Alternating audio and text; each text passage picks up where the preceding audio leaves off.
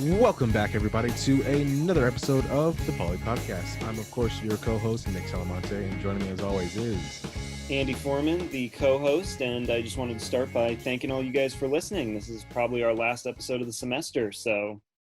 Yeah, thank you guys so much for everyone that's tuned in so far.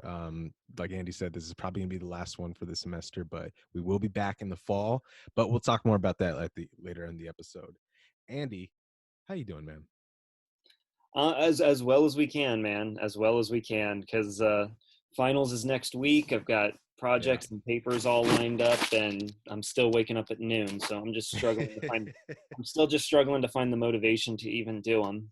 No, I'm telling you, man, this last week is probably the hardest one. It is, and the thing is normally finals week it's hard, just all around. Yes. But when you're taking finals, you're like, oh God, I just don't even want to get up anymore. But now that we have the option to just stay in bed all day, it is actually making finals even harder. You know what I mean? Dude, it's made this entire transition over to online classes so hard. It's so hard to stay motivated and like not procrastinate. So finals is going to be even worse. The structure of school, I never really realized, but the structure of in-person classes is most of my motivation to even do anything.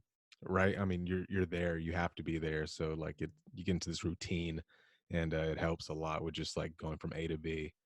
Yeah, because I have the mentality of, I'm like, well, I already got up, put on pants, and came here, so I might as well pay Exactly.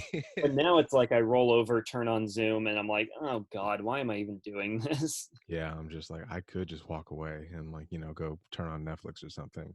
Yeah. Yeah. But, our laziness aside, this is, of course, the student ran podcast for our student ran paper, the Poly Post, which everyone can check out the online PDF versions of if you go to thepolypost.com. If you want to keep up with the latest and greatest stories that we have by our amazing staff writers here at the Poly Post. So speaking of which, there are just 3 topics I want to cover that we can jump into just for a bit of news. I want to get your thoughts on. So the first thing is going to be University to Distribute CARES Act Funds is going to be written by our very own Elizabeth Hernandez.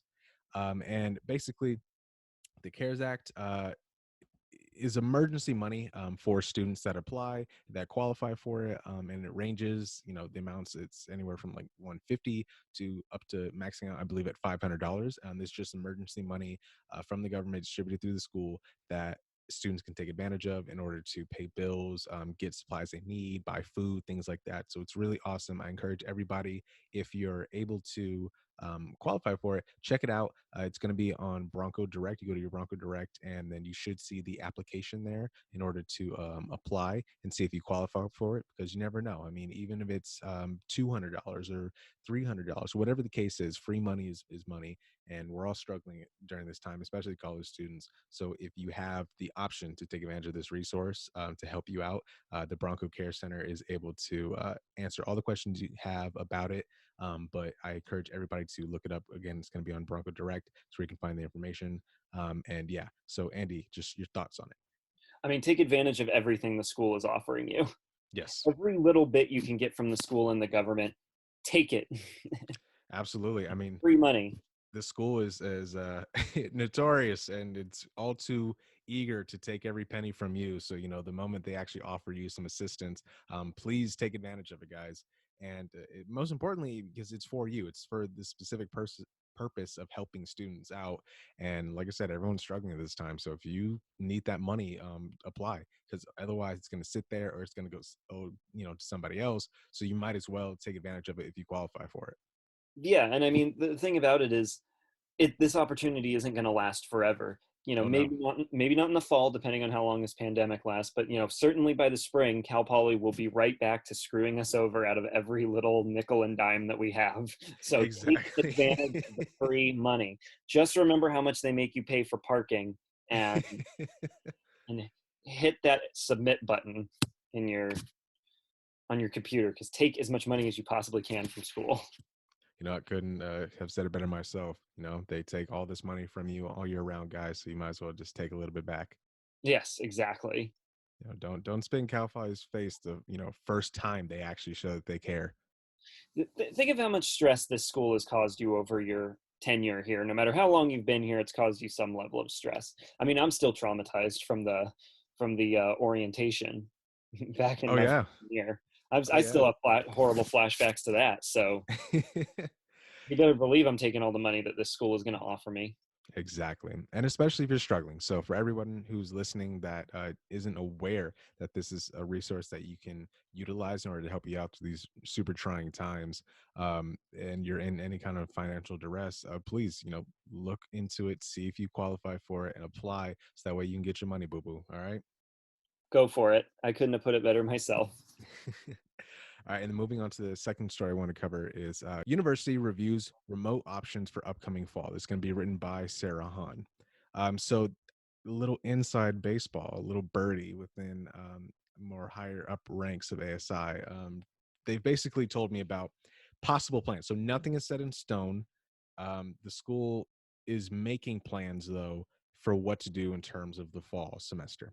So what I know right now is that the school is planning on opening up in the fall to allow in-person classes, but there are parts of the administration that are making contingency plans at the moment in order to have backup options in the event that there's a second spike, which there almost certainly will be, of this virus, and they need to transition. So they're making plans in place right now to open up in the fall, maybe in the first half, but at some point they may transition over into online format for all the classes. So that's currently, as far as I know, uh, in regards to the school's plans of how they're, you know, looking to handle this situation in the fall semester and whether or not we're going to be in class for the term or not.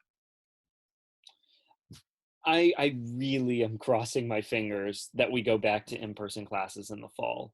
I I am mean, too.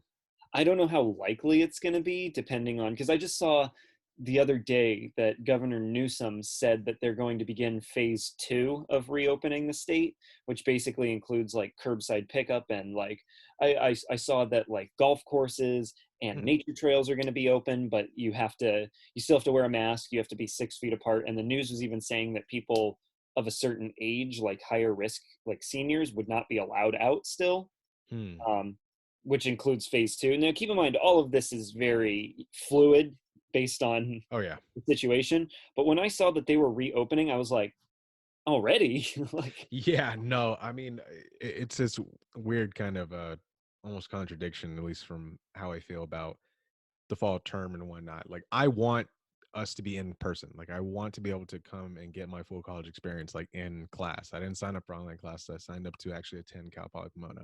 That being said, safety comes first, and there's, like I said, there's almost certainly going to be a second wave. I think 7 out of the 8 pandemics we've had in recent history, they've all had second waves in the wintertime.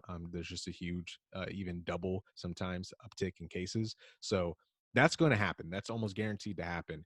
oh yeah. And open, as far as opening up the country at large in California specifically, I don't know if we're anywhere near where we need to be at. And like we still have the most cases in the world in terms of like the country. California has done better than other states in terms of like flattening the curve, but we didn't flatten it. And flattening it doesn't mean we've like stopped the virus. That just means we're not going to overwhelm the healthcare system.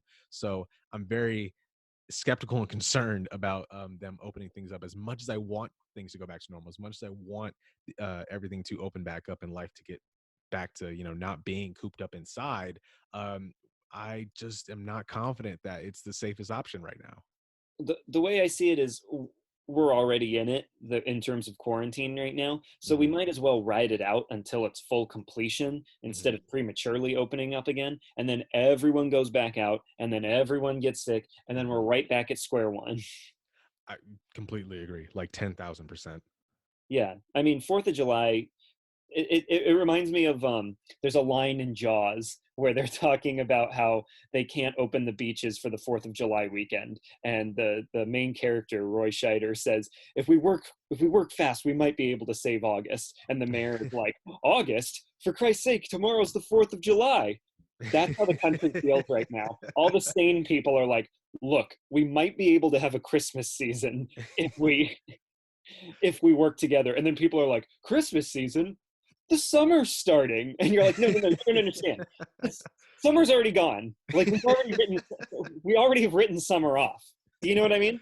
No, dude, I completely feel you. Yeah, Me personally, forget summer, dude. I've written off the rest of 2020. me Like, too. just looking at this from a hard realist standpoint, we're Yeah. nowhere near a cure. That's not coming until at least projections are saying like next winter, you Hmm. know? And of course I would love to be wrong, but again, just being real, looking at the facts on the ground at the moment, we are nowhere near where we need to be in terms of like opening back up everything. Even if we do like a slow drip, it's still like look how many people right now look how many people right now are flooding the streets in these quote unquote protests about keeping the economy open and whatnot, or reopening the economy, I should say. And we are nowhere near what we need to be at in terms of like flattening the curve, in terms of cases going down. It's not good. It doesn't look good, folks. No. Now, you want to like compound that with everyone getting a taste of freedom. And I've talked about this with people before. The moment we open the floodgates, quite literally, of allowing people to just go out and pour back into the street, everyone's going to be so grateful and happy to be out in the open, to go back to like some semblance of normal life, right? You are not getting those people back in. When that second wave comes, when that spike hits in the wintertime, no one's going to want to go back to being cooped up inside. Exactly. People aren't going to comply with it. No. And unless, Newsom's going to roll out martial law, like no one's going to go back inside and follow any kind of further quarantine orders once everyone is allowed to go back out. So I completely agree with you, man. We need to hunker down, actually like flatten the curve and get these cases down. And then once everything is good, once we get much closer to having, a cure ready or some kind of treatment down the line, then we can talk about opening things back up. But for the time being, you're crazy. Yeah, I mean, things aren't going to get back to normal nearly as quick as everyone thought they were. No. Because remember when Cal Poly initially shut down and they said, "Well, we're shutting down until spring break," and then here we are, like 4 weeks later, and they're like, "Well, we might be able to have some in-person classes in the fall, maybe." It's changing every day, and the thing is you can't get ahead of yourself and be like, well, people want to go outside, so we have to open it up again. No, you don't understand. This is bigger than any of those people. Oh yeah, You for know, sure. I'm like, dude, I'm sorry. Like, this does suck. This situation is not fun for anybody, but I also don't care if, you're feeling stir crazy, especially these people protesting, because most of them aren't like the people that are like working on the front line. They're not. I want to stress that the overwhelming like evidence from the people that have been out and about, like leading these protests, they are not the people. They're not the frontline workers. They're not the frontline workers demanding that the economy like open back up completely. These are mostly people that. Uh, are just fiending to get their hair done in that, like, such as in that famous news clip. These are people that want to go to just do just regular everyday things that don't really have a stake in being the ones that are on the front line getting sick. And even if they are, then they're going about it in the most delusional way possible. Like, these people need to realize, like, I don't care about like your individual feelings about this sucks for everyone, but it's going to suck more if you people like keep making this worse if you keep going out and increasing the time we have to stay inside further. yeah. The way I'm thinking of it is the longer quarantine lasts, the further back Robert Pattinson's Batman movie is going to get pushed. So please, for the love of God, people, stay inside so I can watch it in October of next year. Exactly. I'm like, look, guys, we all need to internalize and accept that Christmas is done for this year. It But I is. would like to have a Christmas in 2021. But if you people don't get it together, no one's going to have Christmas for a good couple years. I know, I know. We've never been through anything like this at all. And I'm always the type of person who's more comfortable with erring on the side of caution Yeah. in situations like these than in just throwing caution to the wind and pretending like the virus doesn't exist. Like there are people who are still clinging to the idea that the virus is a hoax, Oh, yeah. that are saying like the numbers are made up and everything. Yeah, and I'm like, oh, the thing we should probably stress to people is like, you're right. The numbers that we have out right now, they probably aren't accurate, but they're not accurate because they're too high. They're accurate because they're probably too low. Like the amount that we have counted, our systems just aren't in place to be able to accurately report all the true numbers. Just kind of like with the unemployment numbers, like we have breaking unemployment filings, right? But the thing is, our systems, the unemployment systems, Hang they on. don't have enough to keep up with the amount of claims coming in. So yeah, in all likelihood, the numbers are actually higher than what's reported, just because we don't have an accurate count of them. So, moral of the story: people need to stay inside. All right, we need to actually take the quarantine seriously if we want to flatten the curve and actually get out of this sooner than later. So, all these people that are out in the streets right now, you are making the problem worse. Do you want to enjoy 2021? Then write off 2020 Exactly, and accept it that 2020 is written off. exactly. Just accept reality, baby. And the final thing I want to cover news wise is going to be students sue CSU over unused fees. And this is going to be by Lauren Bruno. And yeah, just wanted to get your thoughts on like that story. Um, just kind of like the gist of it for those that know. Again, I highly encourage you to check out Lauren's piece in this week's issue. But basically, students got together and they wanted to sue over the fact that, like, not everybody takes advantage of all the services provided at Cal Poly, and some students feel like they shouldn't be charged for that. Well, the listeners couldn't see this, but as you were reading the headline, I was kind of pumping my fists in the air in solidarity because I think students absolutely should be reimbursed in one way or another for this totally lost semester. You know what I mean? I completely agree. This semester is completely lost to us. You know, I'm of the extreme opinion that they should have just kind of ended classes and just kind of they should just kind of give everyone an A. I know you can't do that. I know you can't actually do that, but I'm of the opinion that we should come up with a realistic version of just passing everyone this semester Hmm. because because this is just a ridiculous situation. And the idea that, you know, we're still paying the full amount, but I'm not sleeping on the couches in the library anymore. You know, Hmm. I'm not, you know, using the water fountains or using the bathrooms, or I was going to say using the brick, but I never use that anyway. No, I completely agree with you. The students getting together for this class action lawsuit, I stand in solidarity with them. And again, should be stressed as always that me and Andy's opinions, these are our own. These do not reflect the opinion of the comm department nor the Poly Post as an organization. These are completely separate and wholesale our own opinions. Now, with that out of the way, hell yeah, agree with everybody in this class action lawsuit. I side with the students on this. You're completely on the money. If we're not paying, if we're not utilizing all the services provided by the school, specifically those that are on the campus right now, we shouldn't be, charged the full amount for the fees that we're paying when they're non-applicable. Yeah, And I do think that we should get some kind of reimbursement, especially because, like I said at the top of the show, I came here for, the college experience to actually be on campus at Cal Poly. I didn't sign up for, online classes. So I feel like if I'm paying the tuition rates for an in-class or on-campus class, that should be lowered. I should be paying the equivalent fees for online, or at least some kind of compensation. And that goes for the fall too. If we come back and if the rumors that I've heard are true about us switching halfway through the semester, I don't think we should be charged the full amount for tuition fees or any other student fees. no, absolutely not. I don't think we should be charged for this because they always like to or what I've heard so far is they've said like, well, a lot of the services have gone online. And to what I say to that is bullshit. Any student that is in an online class right now knows just how well these online school services are going to go. Yeah, exactly. And I'm curious is what are the necessary school services that are online right now that people are taking advantage of? Like, Exactly. are they counting Blackboard? But that's not exclusive to Cal Poly. Are they Uh, counting advisors? Because yeah, we can email them during the when we're on campus in-person classes anyway. So exactly. that's really no different. And nor No. do I think that it's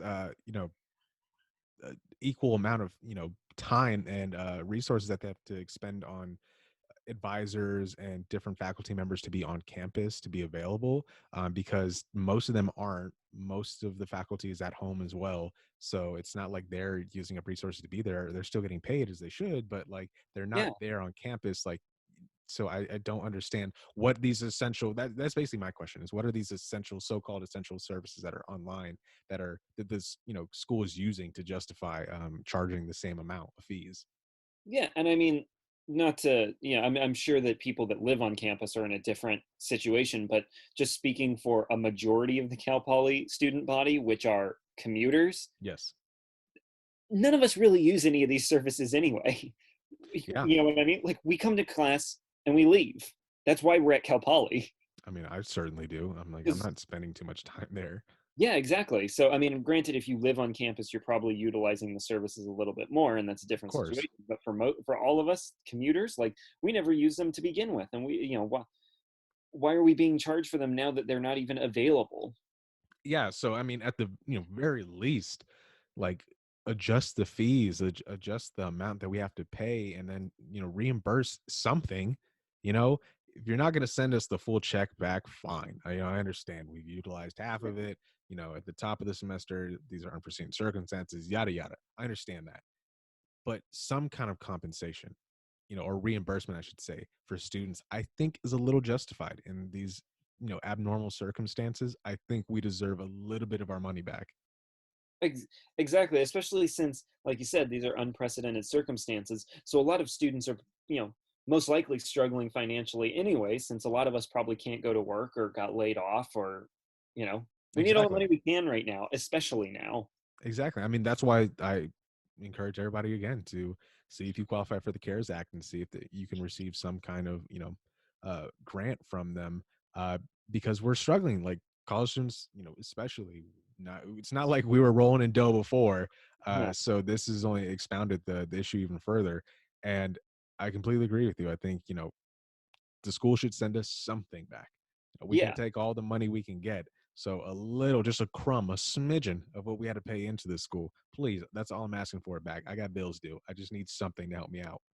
Yeah. And just speaking for myself personally, I will gladly let you keep all of the money that you were going to refund me if you could get some of my requirements of my degree maybe just excused or forgotten about.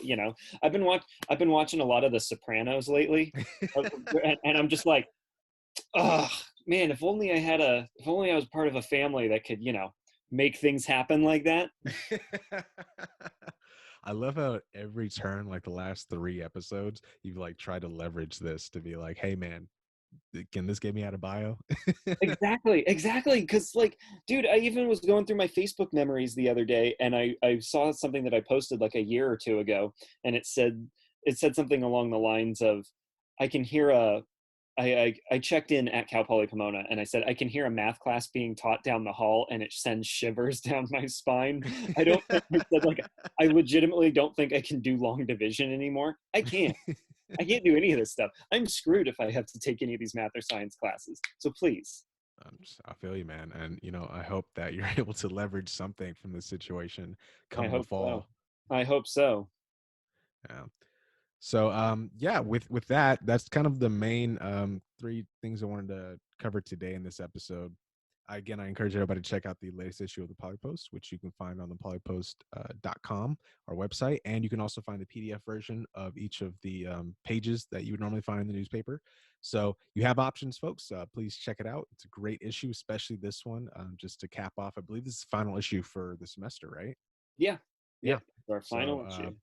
I encourage everybody, highly encourage everybody, check it out and check out the amazing work of our fellow staff writers here. And with that, Andy, kind of get into the last bit of the show. What are your plans for the summer? What are you hoping to accomplish? Quarantining, which is what everyone should That's be doing. right. That's First, right. first and foremost, quarantining myself. Everybody keep their asses inside. I mean it. Exactly. There's plenty to read. There's plenty to watch. There's There's too no much. exactly. I will say, like, as someone who's been very busy the last year between work and school, I've had to push off on a lot of, you know, cultural zeitgeist moments and, trending things. So I missed out on a lot of movies, games, and Netflix shows. And now I find there's finally time, you know, just like that famous Twilight Zone episode, there's finally time. And I'm taking advantage of it. I'm burning through content like crazy every single day. So there's no excuse that like, oh, I'm bored at home. There's plenty to do, and I know you haven't seen it all. Okay. Exactly. Exactly. It's Larry David did a great PSA where he said this is the only time in human history where you have an excuse to just sit home and do nothing. So take advantage of it. Exactly. Yeah. Other than that, though, in terms of like summer plans, like I'm really just kind of hoping to stay creative and stay on top of like reading and watching TV and movies. And I'm about 85 pages into my first draft of my script. Hell So yeah. Yeah, I'm almost done with the climax, and then I just have the kind of the epilogue, and then I'll be done with the first draft. So I'm hoping by the end of the summer I'll have a revised second draft. That's awesome, man. I'm so happy to hear that. Thank you. Um, that's pretty much what I'm going to be doing over the summer. Hopefully, I'll be able to go back to work when it's safe to.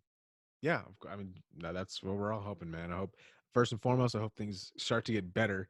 Not super hopeful about it, but I hope things start to get better over the summer. And that's kind of my first thoughts on like how things could possibly go moving forward. Just hope things start to improve. That way, we can all suffer a little bit less.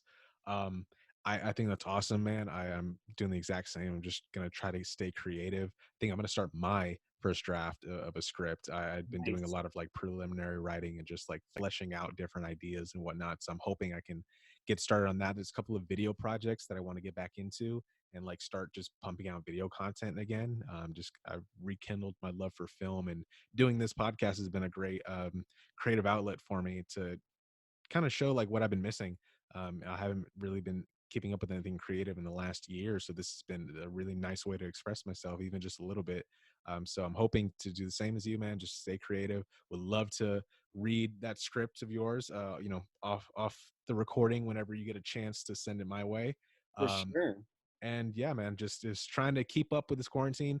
I've adjusted pretty well, I feel like. So it's just finding new ways to keep myself busy and productive. Reading is something I want to get back into. Mhm. I just received a new book, so I'm going to be buying more over the coming months, and I want to read. And I want to read material, not just like fun novels that I've been meaning to, that I've been eyeing in my Amazon cart for like over a year. But I also want to just start reading more educational and like preliminary works of like philosophy and things that I've wanted to better myself and just gain more knowledge from. So I definitely want to start reading more because I feel like people read a lot nowadays. I don't want to sound like one of those people that's just like, oh, millennials don't read. I'm like, no one really reads books anymore, which I do think is a travesty, and I've been a part of that. I've contributed to that travesty, so I'm trying to correct for it for myself. But people do a lot of reading, a lot of reading online. But I want to get into like reading books specifically. I want to get back into that. And I want to be able to take a book that's challenging and actually work through it and have to sit there and like get through a chapter and reread it and then have to work through it because I feel like I don't do that enough. Nice. I mean, yeah, one of my main hobbies is reading, but like you, I've definitely fallen off Hmm. more than I wanted to. Like, I even feel guilty about how, I read every day now. Now that we've been in quarantine, like I read, for an hour or two a day. But even then, I'm like, yeah, but what am I doing these other 3 or 4 hours? I'm just sitting scrolling on my phone. I could be reading even more, you True. know? So it's definitely something to get back onto. And I think that the best thing about reading is it requires a certain level of like personal discipline. Yeah. It and I'm not trying to sound like reading sucks or it's challenging or anything like that, but it does require a certain level of engagement that Hmm. movies and TV and video games really don't Yeah. in the same way. And so in the same way that someone might do, 25 push-ups a day or go for a jog every day or whatever, it requires like a certain amount of self-discipline. And I feel like people who read more obviously are more well spoken and everything, but I feel like people who read more have a better grip on like their life, and I'm trying to get back to that. Yeah, I mean, you know reading every day or consistently, certainly I think helps with your, comprehension.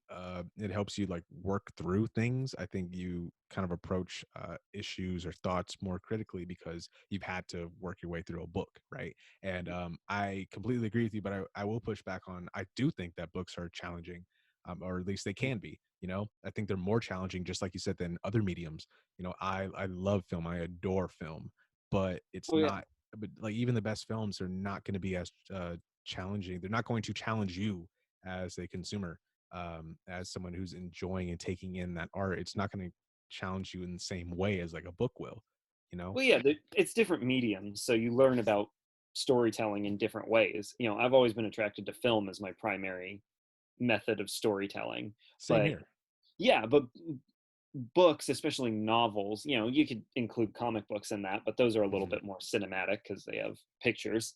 Yeah. But novels, there's a certain level of discipline and a certain level of engagement that you have to be involved in the same way that like you, if you're watching a movie or a TV show, like it is kind of easy to zone out or just like be on your phone for a portion of it, whereas a book, like you have to read all of it or you're not going to get it. And that's exactly what I'm talking about. What I mean by challenges, when you're looking at like a certain book and it poses to you an idea that's you have to work through, right? So this can be specifically, more high end novels or more philosophical, like books and pieces like that. Like those, if it's in a movie format, just given the nature of the medium, there's going to be a certain level of ease in order to digest it. Even the most complicated and convoluted movies out there, like the most auteur kind of movies, you're going to be able to get it more than the equivalent would be in a book. Where a book, you might be looking at it like over and over, like what the hell does this mean? Like you're working through those pages, and then it takes a longer time because, like you said, the discipline and the engagement required for it, like your undivided attention essentially in a book. You can skim through, but you're not going to get it.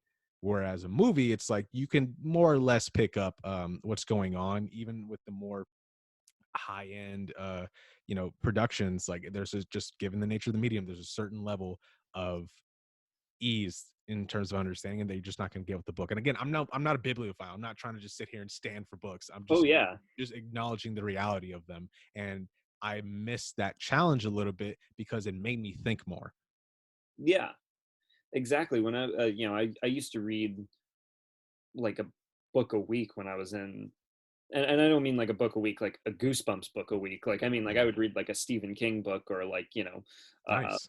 like Ray Bradbury like in a week. But that was in like elementary school, and then Mm, you get to middle school, and there's work gets a little bit harder. Then you yeah. get to high school, and the work gets a little bit harder. Then you get to college, and you just get lazier, Yeah. and and it's just kind of hard to keep up on it. So I'm definitely going to try and like retrain my brain to the way one of the standards I set for myself during this quarantine is I'm like, all right, three things. You're going to read every day. Yes. You're going to work out every day, and Yes. you're going to eat a piece of fruit every day. There you go. Those are three things and I've been keeping to it pretty well. Hey, I'm proud of you, man. I've been trying to do the same. Yeah, I've been trying to do it. But I'll tell you this much. It's all going to be so much easier for me to keep to this as soon as these freaking finals are over. Oh my god, dude. I'm waiting for Liberation Day. I'm waiting to I know. finally this next week I just need to finally hunker down, knock out all of my final projects, and then the moment I hit submit, ooh baby, the moment I hit submit, I'm blacking out, and then I'm gonna wake up and just have a productive and creative and more importantly satisfying summer, the best I can, at least from inside. Oh yeah, I have two photo projects to do.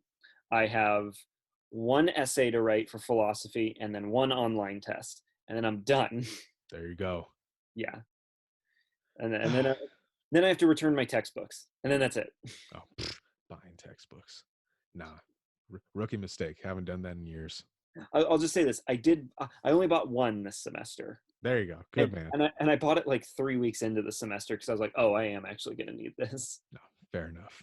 Yeah. I won't say anything. But there are other methods. But anyway, moving on. Um, I I think we're good. You wanna wrap things up? Yeah, I just want to say thank you to everybody for listening and supporting us. And we're going to come back bigger and better in the fall. We'll have the election to talk about, so get ready for that. Oh yeah. Yeah. Yeah. I mean, thank you so much. I guess we'll go into like a proper outro here. Thank you guys so much for listening and tuning in. For those that did, thank you everybody that's listened to the podcast, especially those that have like stuck with us since the jump. And especially thank you to all of our amazing staff writers, everybody else at the Poly Post. We have a lot of people that are going to be graduating this week. So it was a pleasure working with all of you. Thank you guys so much. If it wasn't for your work on the ground and actually making these stories, we wouldn't have anything to talk about here at the Polypod. So from our sincerest thank yous, thank you to everyone that's contributed to the Polypost and that has helped make this pod possible. Yeah, when I first started it, this is my first semester at the Poly Post, and I was like, you remember the first day I was like super nervous, and I was like, oh Oh yeah, we God. all were, man. Yeah, I was like, oh God, what's this gonna be like? cut to even just like a week later, and like writing for the Poly Post has been the most fun I've had in college. So it's been a great Yeah. experience. The Poly Pod has been super fun, and I can't wait to do it again in the fall. I absolutely cannot wait, man. That's part of the reason why I hope, all things considered, I hope we do go back to in-person classes, because I would love to do this in person with you. And like I said, it's election year, baby, and the fall is going to be nutty. So I would Oh, love to be able to cover that like proper from the Poly Post headquarters. But yeah, and with that, Broncos, this is going to be the final episode of the semester. Thank you guys so much for listening in. We will pick this back up in the fall, whether we're in person or not. The Poly Podcast will continue and will return at the start of, when do we start? September? who knows with this pandemic? You know what? Whenever we get back, you can count on Whenever. us. Exactly. And we'll see you guys in the fall. Thanks for listening. Take care, everybody. Stay safe and have a good one, guys.